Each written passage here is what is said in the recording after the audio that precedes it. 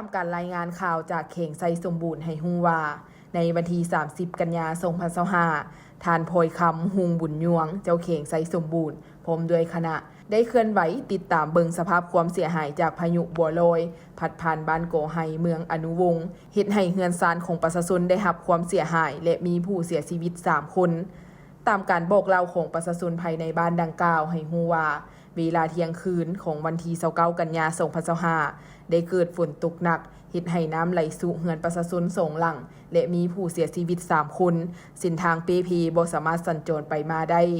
ท่านพลอยคำหุงบุญยวงได้แสดงความเป็นห่วงเป็นใยต่อประชาชนที่ได้รับผลกระทบพร้อมทั้งให้กำลังใจแก่ครอบครัวผู้เสียชีวิตในเหตุการณ์ครั้งนี้